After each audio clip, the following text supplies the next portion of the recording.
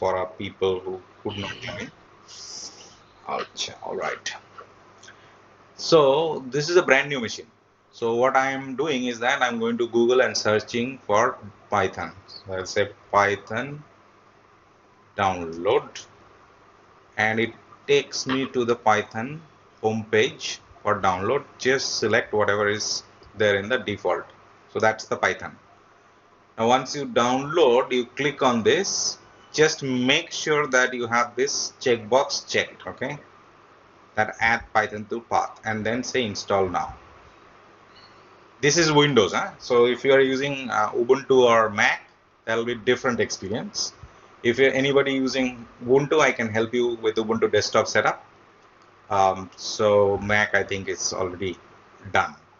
So that is Python. Okay. So one thing we need to do to test Python once it is installed, hopefully you don't need any restart. So let me just quickly wait for it and let it finish.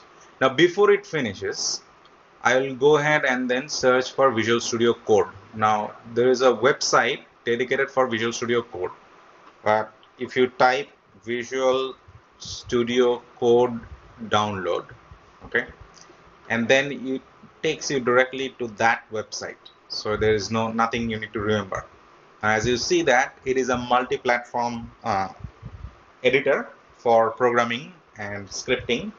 So you can choose based on the operating system you're running. So it works for Windows 7 till 11. So 4 versions. And then for Mac, for Ubuntu, for Red Hat, different versions you need to download. So I'm using Windows. So I'll click on Windows. I have already downloaded it. So let me go to the download and see if the Python is already done. Yeah. So Python setup is successful. So it says that Python setup is successful. Now, in Windows, you need to remember one thing. There is something called command prompt. If you open a command prompt before you install the Python, then that command prompt doesn't reflect the Python installation. So what you need to do, you need to close that command prompt, reopen it to test the Python. So if you try to test it with the already open Windows command prompt, then Python will not be visible for you. Okay, so it says that it's not unrecognizable or something like that. So easier thing is that CMD, or you can just type command. Now let me just increase the size of the screen here. Okay, and then if you see Python, that's the first thing you need to try, and you see that it's coming as 3 arrow and a blinking cursor. We call it as Python REPL. Okay, so that's where you can write program. So you can just test with print, and you say hello or A, and then it will just print A. Okay, just simple mathematical calculation. 2 plus 10, 12. So this is how Python works. Now to come out of this, you can either close it or say exit. So if you say exit, then it comes back to the default command prompt. So Python is working in my machine. So the step number 1 is done. The step number 2 is about Visual Studio Code, which I already have downloaded, right? So I go to that download folder and I go inside the folder, see if I have already Visual Studio. There is no Visual Studio, so let me download it. So I download the Visual Studio for Windows because I'm using Windows, and it is going to download the 75 MB Visual Studio Code. So that's the size of the installer. Now after you install, you can just click on open file or open the folder and click from that folder. So both way should work. So this is an exe, so Windows installer. And once you install this Visual Studio Code, it will prompt you, if you're running on Windows 7 onwards, it will prompt you to enable your super admin rights. So it requires you to have that local administrator right. If you are a local administrator, you need to say yes, and it will just proceed, because then it will make some changes to your system. Okay, so feel free to do that, because it's anyways the same vendor who created both operating system and this Visual Studio. So you can say accept an agreement, you can disagree with it, then it will not install. Okay, so you have to say yes, and you choose, leave the path as is. Okay, and you can also have it in your start menu. If you check this checkbox, it will come in the start menu. If you don't keep it, it'll and then you can do all these things. You can create a desktop icon, you can open code with that, all this. So I prefer to click all the checkboxes because then I don't have to do it manually if I need, let's say, an icon in the desktop. Okay, so it is pretty quick and fast. The Visual Studio Code is the editor, like, so we will be writing programming, so that's, we need some editor which will help us write programming, right? So that's the editor. So it will launch the Visual Studio. So this is the first time when you install Visual Studio, you see this option. So you choose the theme you are comfortable with. So most of the people chooses dark theme because then it helps your eye if you want to work for longer period of time. If you are presenting like me in the screen, light theme really helps because then the other people can see it clearly, right? But while you are yourself working, the dark theme is good for eyes. Okay, so if you see that, it's a next selection. So it keeps doing things. You can just ignore it. So you don't have to do all these things. Now this is the Visual Studio you will have. Now Visual Studio Code is just like, let's say, Word, Excel, or something like that, like PowerPoint. Now it is a file editor. So you need a file. Now when you write program, you try to organize them in a folder. So we can create a folder from this menu itself, right? And then you can create file inside that folder. Okay, so you can see that there are options available for open folder. So if you already have an existing folder, you can open that folder. So if you say open folder, it will show you all the folders within your local machine. And as we are doing it for the first time, we don't have any folder. So what I'm going to do is that I'm going to go to the my documents or documents folder and create a folder. And I say Python code. So you can name it anything, whichever you feel like. So you just select a folder. That's my folder. So this is the working folder. And this is a trust notification. So you just say, yes, I trust this author. So that's fine. So the Visual Studio opens in a folder. So this is a blank folder. Now you can see that the Python code doesn't have any file because this folder I just now have created and there is no file. So to create a new file, which is a Python file, okay, like when you create a Word file, it will be .doc or .docx or PPT or PPTX depending on the version. So I'll say first, okay, and then I say Py. So that's the first Python file. Now to zoom it.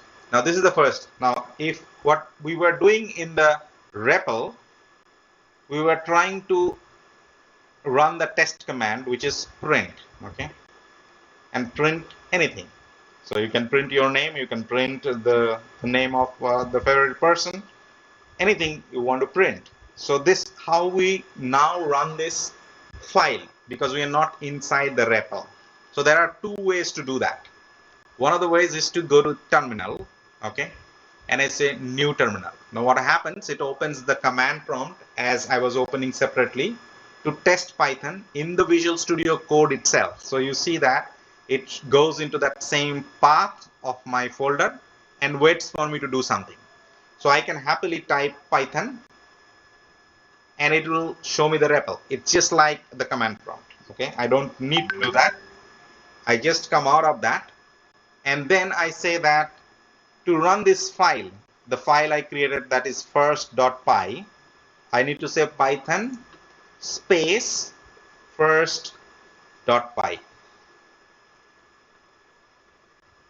Okay, if I say so, then it will just execute. Now you see that things are not appearing. That means there is something wrong with that. Now what is the wrong? We need to check inside that, but this is how you run the code. Now while we try to run things, right, there are a lot of prompt came in at the bottom which I completely ignored. These are the prompt which is basically suggested by the Visual Studio Code for us to install certain extensions. So Visual Studio Code, as you have seen, is only 75 MB download. It's a very lightweight editor. Having said that, you still can make it very heavy by adding additional ornaments, okay, then those are in Visual Studio Code known as extensions. It is like building a house and then filling that house with a lot of furnitures. Okay, so it's like that. So the extensions are the furnitures of your house. Okay, so the more furnitures you bring in, the more cumbersome it becomes, or more heavy it becomes. Okay, so that's how the extension really works. So we'll look into the extension whenever it is needed. But if you are really interested in installing the extension, my recommendation is that Visual Studio itself recommends, but in case it doesn't, you can just go ahead and say Python, and it will show you the list of Python extensions available with the Python icon. And one of the top one, which has got the download up to 54.4 million number, is created by Microsoft. So you choose that extension created by Microsoft, which has got more download, that is 50 plus a million download. And if you install that, it gives you a couple of, let's say, additional features in terms of coloring the Python code, indenting the Python code. We'll talk about all of them, which why they are important, because when you write longer, let's say, programming file, then it helps you if you have different color code for keywords, for variables, etc. And then it will be automatically identified if there is anything happening not right. So you can see that this is how the Python file would look like once you install the extension. I say save. Okay, so I say save. Now there is one thing I need to tell you. It's a small tip, but it's very helpful. If you go to the file, if there is something called auto save, you must enable this. That will prevent you from saving every time you make any changes to the file. Okay, now the reason why the Python first.py did not work for us, and neither it gave any error, is because the file was not saved. Okay, because it didn't really recognize this print hello as a saved file. Okay, so now if you run this command again, it will show you the hello. So that means we had an issue with the saving. Now I did not explicitly save the file because in my primary machine, the autosave is by default enabled since years. So I forgot how to save the file, and I neither saved any file while I work with the Visual Studio Code. That's the reason it did not come out, right? So you just either you enable the autosave, or every time you type, you need to explicitly type Control S to save the file, or just go ahead and say save. Okay, so either way, save is required if you're writing it in the file. Another small thing you need to test, or you can test, is 2 plus 3, and that's a simple mathematical calculation, and it should uh, show me the output in hello 5. So first one is file hello. And there is another nice little feature which I like about Python, Visual Studio Code, is that the layout. Now you see the layout is divided horizontally, right? That's what most people prefer. I prefer having it side by side, so you can actually um, run this terminal side by side. So depending on how you want to view your Visual Studio, you can configure them. But if you don't want to, let's say, spend too much time on editor, that's absolutely fine. You can go ahead and use it as is. It's good enough for you to run the programming and then test it. Riju, Yeah. Sorry to disturb. হ্যাঁ, বলছি যে আমি কিন্তু তোমার সঙ্গে সঙ্গে ওই visual